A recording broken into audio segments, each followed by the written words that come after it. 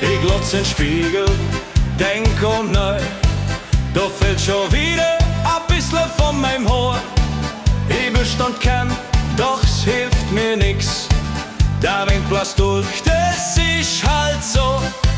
Ich lach mich selber aus, denn ich weiß genau, der Kopf wird glänzig, siehst aus wie Sau. Hey! Lieber der Glatze wie gar keine Haar, die fallen langsam aus, das ist wohl wahr.